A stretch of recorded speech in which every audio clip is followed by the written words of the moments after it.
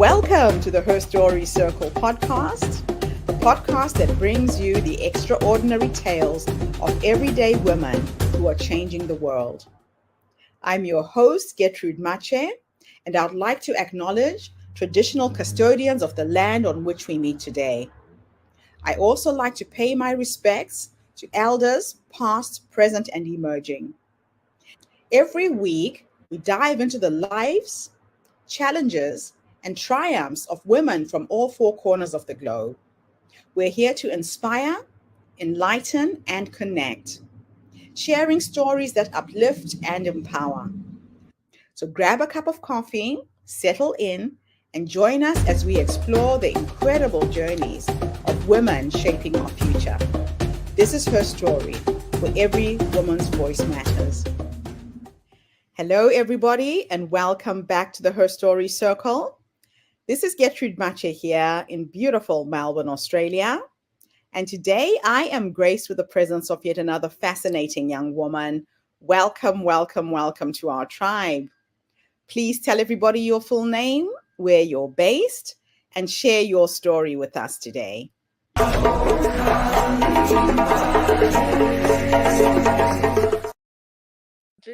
My name is Andile. I'm in Canada and I'm originally from Zimbabwe.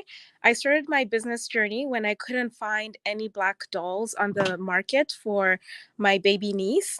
So I decided to start a company for all Canadian kids because our toy shelves should reflect what all of Canada and all of the world looks like. So I have Black dolls. African dolls, as you can see, has the African texture hair, which is the first of its kind to have a texture like that. I have some dolls which are Filipino.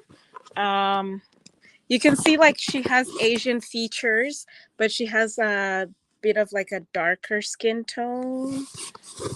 She's facing the camera. And one that's also, this one is a lighter skin Asian to represent all people. This one is also an African doll, but it's a larger doll. And I have dolls that have vitiligo, albinism, Down syndrome, hearing aids, and everything in between. I'm going to be transitioning this summer to medical dolls. So these dolls help children regulate during surgery. And I'm trying to get them into the hospitals.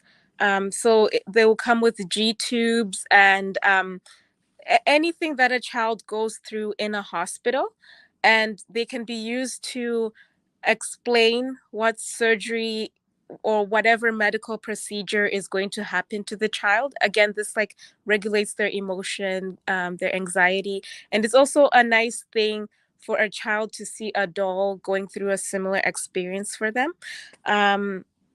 My dolls have been featured in the national news, like all the newspapers, magazines here in Canada, radio, and the society or all of Canada has truly embraced my business. I wasn't expecting for my business to be a pioneer in diversity, especially being a woman from Africa. I'm from Africa and an immigrant in Canada, but I'm making such a positive impact for our country, not just in the toy sector, but for my country's history, and changing the toy industry and how people view toys. My hope for my business is that I will be able to collaborate with companies that are Black owned, because I am a Black business owner. So I would like to have represent more companies that are Black owned into this space, but also be inclusive and collaborate with other communities as well, such as the Filipino community or Asian community, East Indian, all kinds of people, because we really need to show what the world looks like, and we need to be working together to make the future um, less less discrimination, especially in the children. We need children who are more progressive and who recognize the differences in humanity, in all people. They go to schools that are inclusive here in Canada. Most of our education system is inclusive. So it would be nice for them to have toys that represent themselves or their friends. So I moved to Canada at the age of 13. So that was in 2004. And so I grew up mostly in Zimbabwe. Um, and I do know a lot of, well, I can't say I grew up mostly in Zimbabwe. I grew up mostly in Canada. I spent more years in Canada, 20 years here in Canada, than I have in Zimbabwe. But I feel like my early years being in Zimbabwe really, truly shaped me.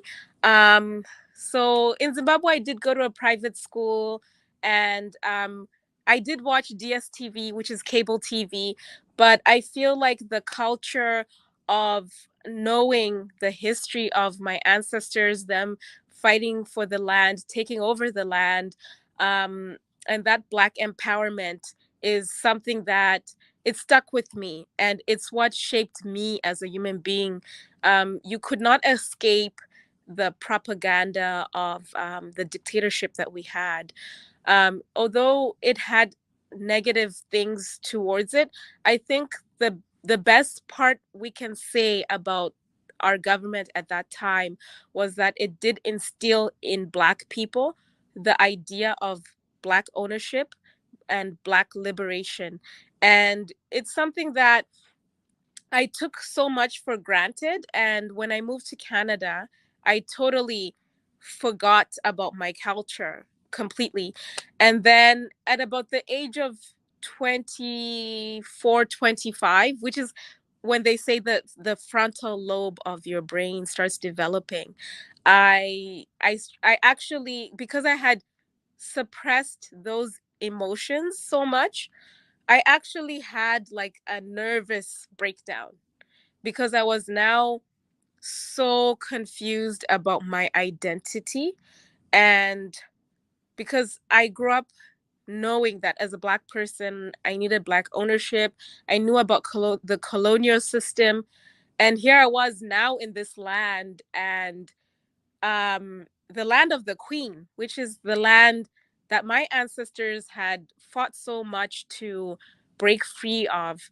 And so I became so confused about my identity as a Black person. And I spiraled into like a deep depression and figuring out my identity.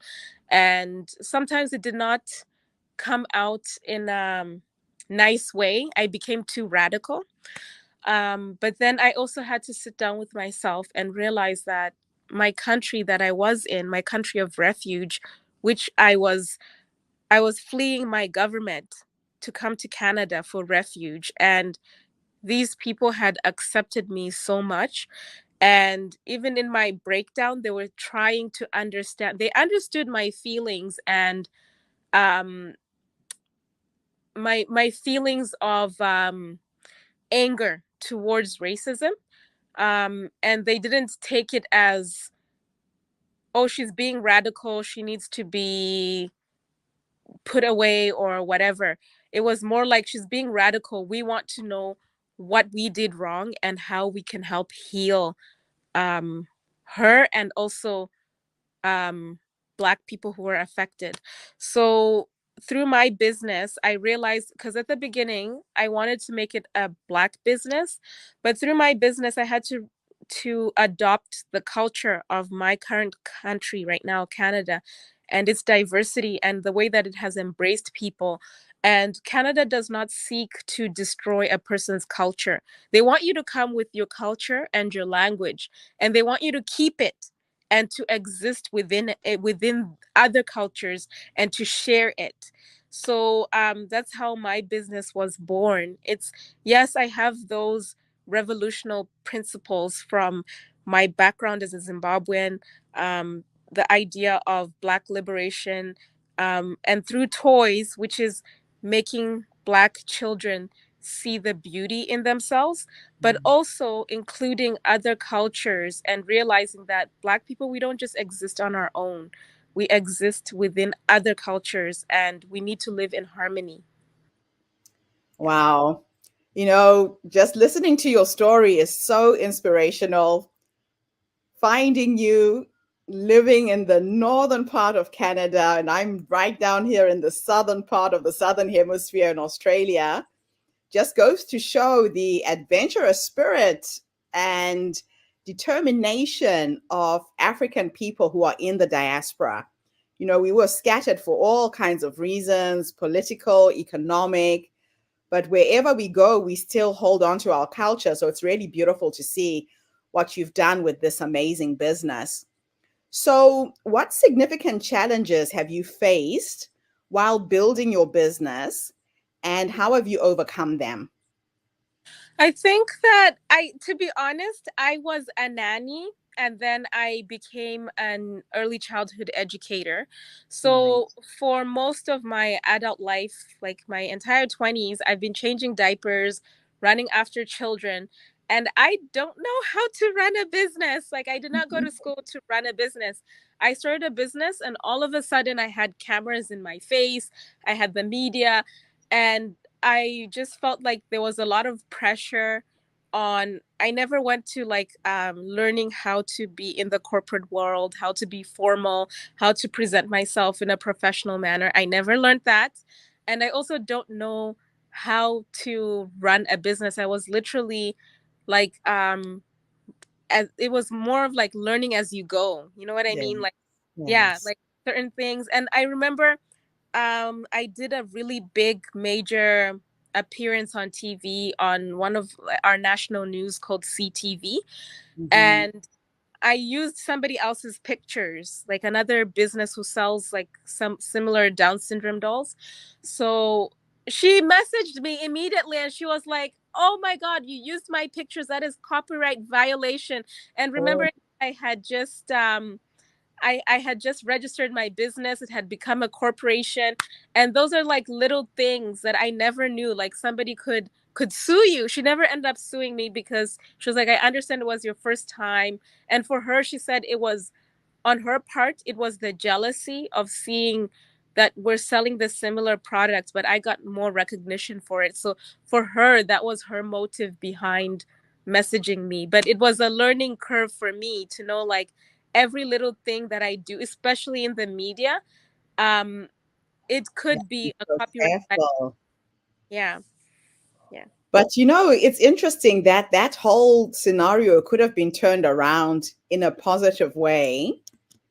You were actually marketing her product for her. If she could have seen it in that light, Yeah. um, you mentioned her business while you were on TV. They say that all publicity is good. Wow. So let's talk about your vision and impact. What kind of legacy do you wish to create with BU Kids Canada?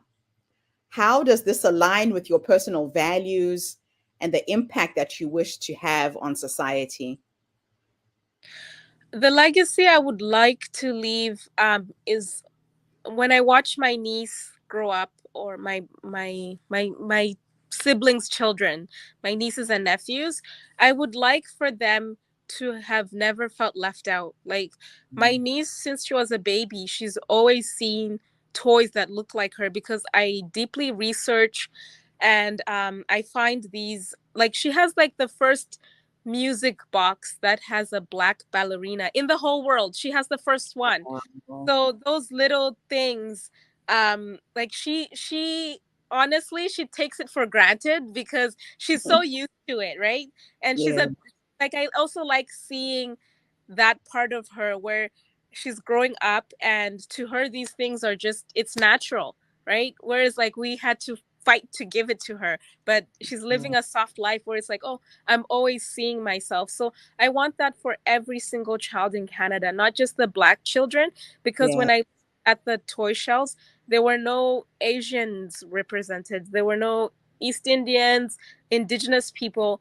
And I feel like if I'm living in a country like Canada, which is priding itself in being one of like I know it's an old term to say, but first world or developing a developed nation.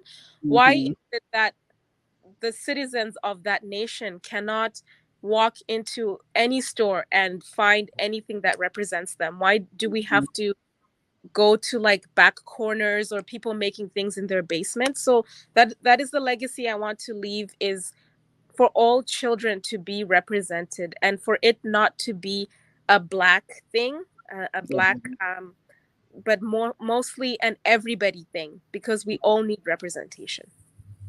So, how does your business engage with and give back to the community, both locally and internationally? So internationally, I do backpacks. Like during Christmas time, I do buy backpacks for entire schools or orphanages. Monthly, I also send about 500 Canadian to an orphanage in Zimbabwe. That is to feed the children and to take care of whatever needs that they have, like going to school, like paying for their school fees, uniforms, all of that. And then locally, I don't know if I have impacted locally, as in like done a charity locally. Um, Mm. so that is something that I need to look into. I haven't like done a mass giveaway to. I want to do giving away dolls to schools and to um what is it? There's a Little Warriors, because my dolls, some of them are anatomically correct. So I feel like if I could give to children who have been molested, those dolls could greatly impact them. Wow. Yeah, so it's always good to find something a little bit closer to home and support the children in your community. So, what sets BU Kids Canada apart from other toy companies, and how do you innovate to create social value? BU Kids is different because unlike companies like Mattel, they came with diversity as an afterthought after they had built an image around this blonde, blue-eyed doll. Mm. Then they thought of other people, even at times when the value of the company or the doll, like Barbie, when it first started, it was at its peak, and then later on it died down, and then they included everybody when their power was gone. So Mm. through the world, the it had already established that blonde and blue eyes and fair skin, I Yeah. shouldn't say fair skin, but lighter skin, was beautiful. So whereas my company, it came to the market with the idea of diversity at the very heart of it. So Mm. I'm always innovating by, so I started with like the dolls of color and the dolls with Down syndrome features and vitiligo, but now I'm transitioning into medical toys, like having the G tubes and other medical, like headphones, walkers, anything you can think of that a child with disability might face. So Right. that is how I keep on updating my brand and updating how many people are represent, or yeah, how much representation is within the company. Okay. Yeah. So let's talk a little bit about the role of culture and heritage. Yes. As Princess Oiza of Okena, I think that's how you pronounce it. How does your cultural heritage influence your business practices and personal mission? Um, I think that through understanding where I come from, as in, I understand that Africa is diverse. There are people who are wealthy and there are people who aren't. And also, there are people in Africa who have all of these disabilities, and they don't have anyone to advocate for them or to speak for them. So I think that is how I bring my culture into it, is just understanding that I'm very much a privileged person. I'm considered able-bodied. even though I do have um like a racial barrier being a Black woman, Mm, but I am able-bodied, so I do have that privilege to be able to speak for people who don't usually get these platforms because of their disability or their incomes income, and not being able to, like, less fortunate backgrounds. yeah, um and also, one of the products I started with was a chocolate made in Ghana, and it's by 57 chocolate, and it's called, the reason why they called it 57 was because Ghana became independent in 1957, yeah. and whole mission is they want to stop child slavery in West Africa, and also Wow. to showcase that Africa can make chocolate as good as in Sweden. So the women went to Sweden, they learned how to make chocolate in Sweden, and then they took the education that they had and went back home to West Africa. So those are the little ways that I incorporate my culture within my business, and having that piece of Africa and liberation of Black people being sold here in Canada, like $7 per chocolate bar, and that's helping the freedom of West Africa. Can you share a pivotal learning moment in your entrepreneurial journey that significantly shaped your business strategy or philosophy? Oh, that's a hard question. Can you like rephrase one? So there could have been something that happened as you were building the business that helped you develop a business strategy or a philosophy that is behind the business. What do you think that could be? Um, so this one is more like my professional life. I transitioned from nanny to ECE, and then now I've transitioned to the education system, which is more corporate and more needing, like I have to work harder than I ever did before, and um, I wasn't feeling enough in my role as just a human being. I just was not feeling enough as a woman, being single, being my age, um, and just looking down on myself. So it was now beginning to reflect in my job. So Mhm. my boss, he really believes in me and my business and everything, and he had to sit down with me, and he went over me as a person, like, this is where you're slacking. And even like he was saying that even the way that sometimes I'm a very direct person, so he was Mhm. like, you need to learn, it's good to be honest and direct, but you need to learn to be sensitive with when you're talking to people. So Mm, I had to, like, it was a very hard evaluation that he did on me. And then I mm, had to, I cried, and then I had to sit down with myself, and I was like, you know what? I really need to change because God has given me this opportunity.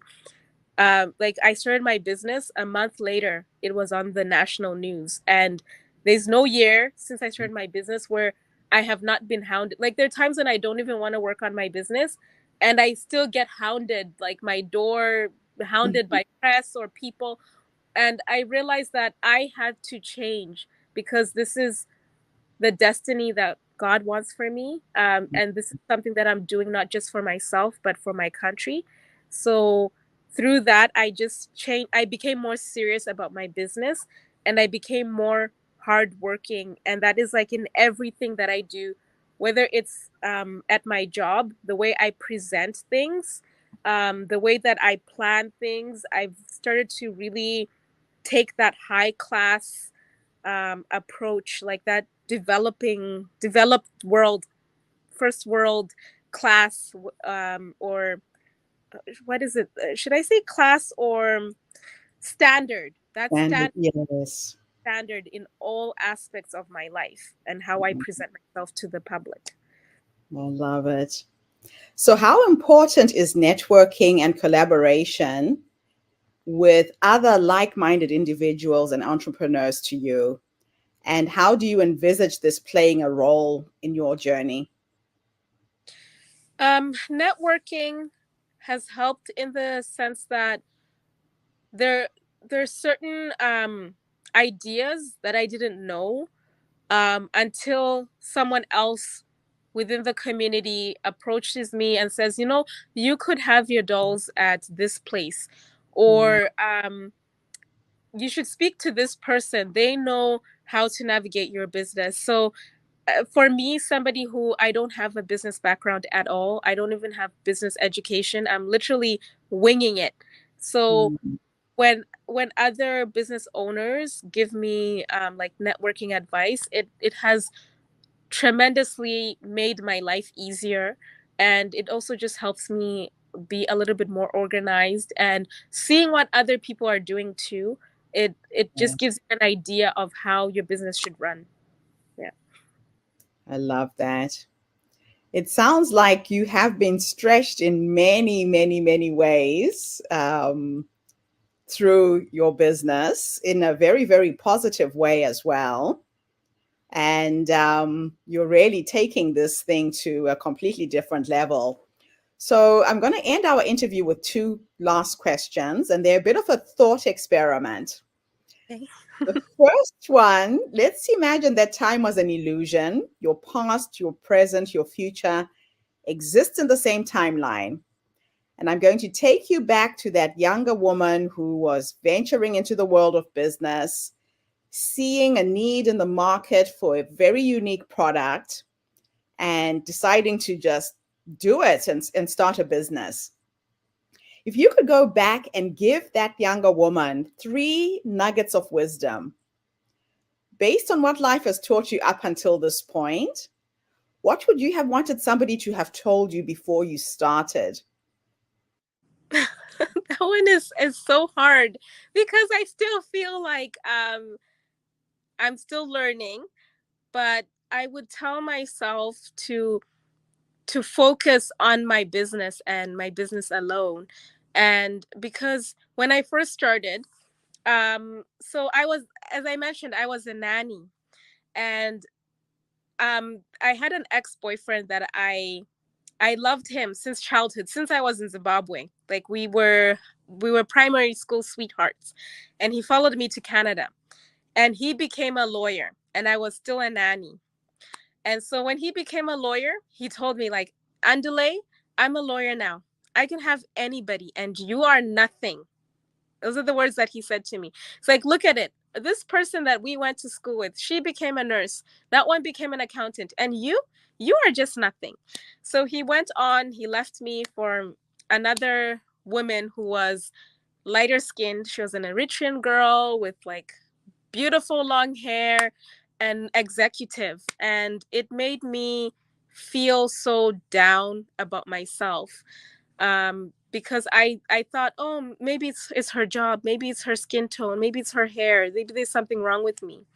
So when I started my business and my business became on the news and I was in magazines, I had leveled up. I was like wearing makeup, looking beautiful, my clothes, everything. And he came back into my life to destroy it. He started like messaging me, trying to destroy my life. And I thought, I didn't see it as him trying to destroy my life. I thought, oh, now that I'm somebody, he now sees my value. And I was contemplating going back to this man. I never went back to him, but I was contemplating it. And through that contemplation, he was trying to destroy my public image, everything. And I was still holding on to the person I knew from primary school, who he was from primary school, which was he was a child preacher, he loved God, but that was like completely changed now in adulthood. And I was still trying to see him from that lens. But through that, it was beginning to destroy my business, which was his plan. Was he was wanting to destroy my legacy, my future, because he was like, this woman, she became somebody after I left her, after I tried to destroy her. So if I could go back to 2022, I would say to myself, leave him.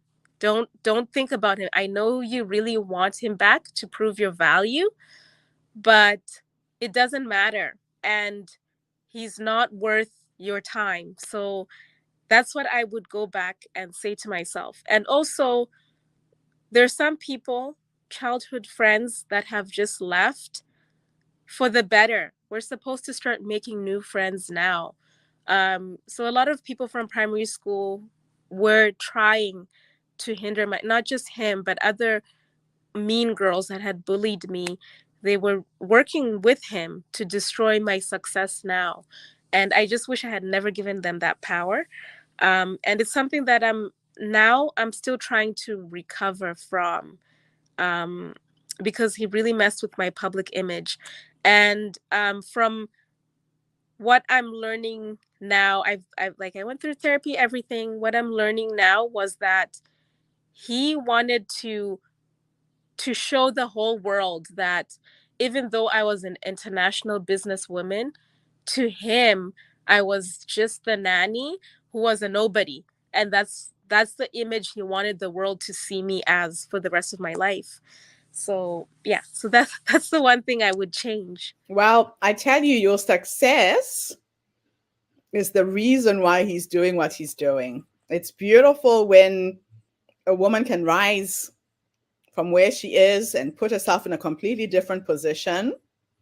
You sound very empowered and aware of what his motives are. And I think a lot of women don't see that when they're in relationships, when they're in love.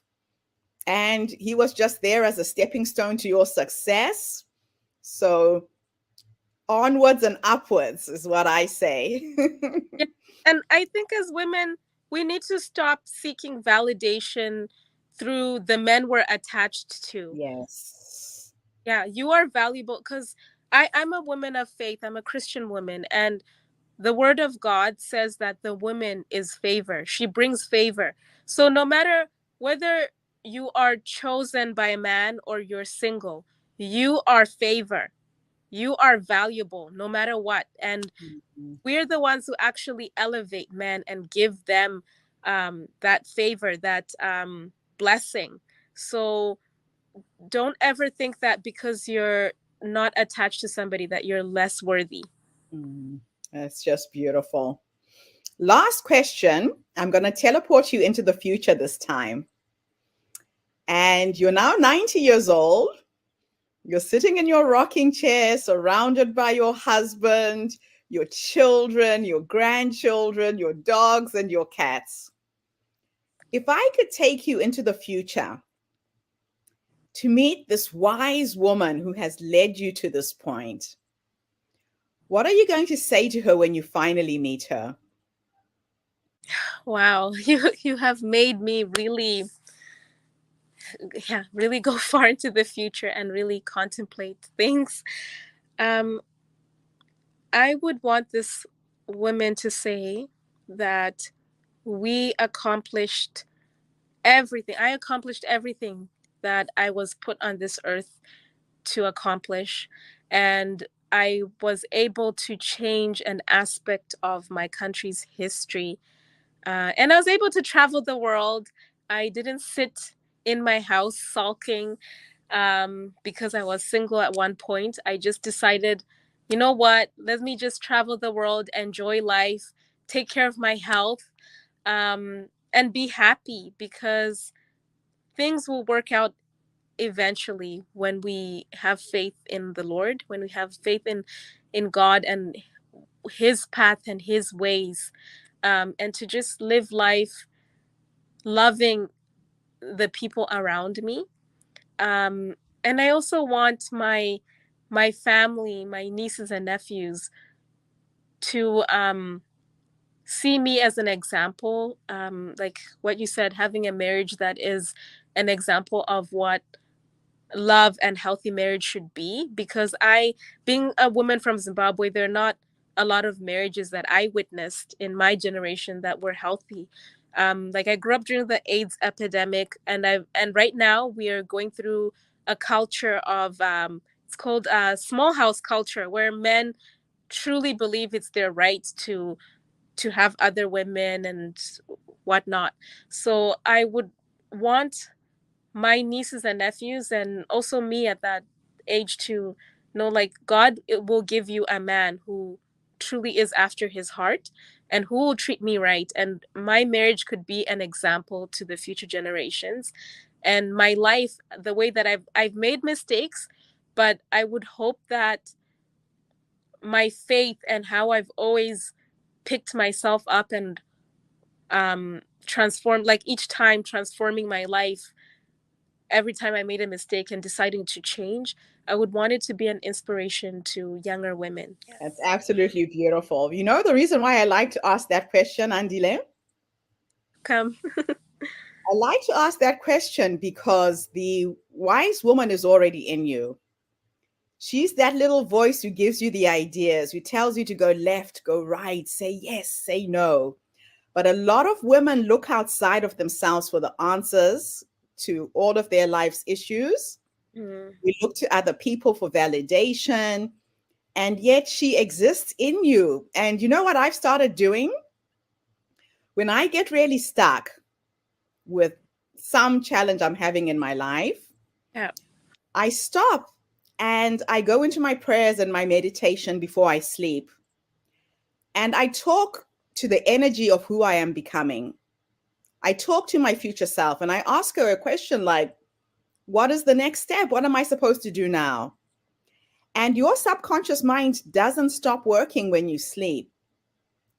In Mm, state, you are processing things. And then you wake up in the morning and you have these light bulb moments and you come up with this idea and that idea.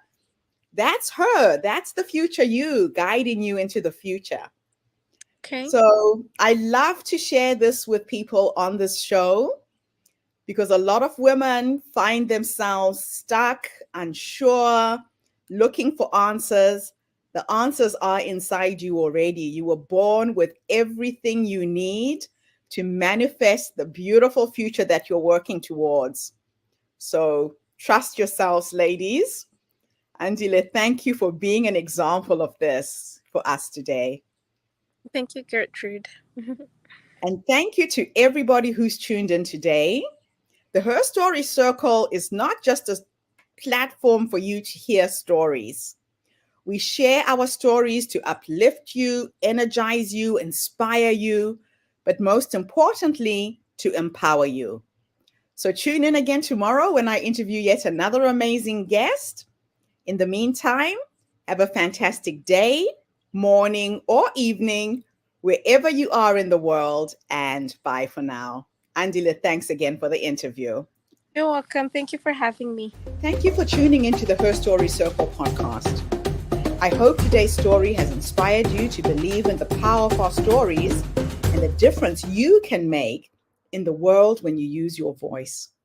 I'm Gertrude Mache, and it's been an honor to share this space with you, where voices from all walks of life come together to weave a rich tapestry of diverse perspectives. Don't forget to subscribe, rate, and review our podcast to help us share these stories with more listeners. Follow us on social media by looking for the Her Story Circle podcast for more updates.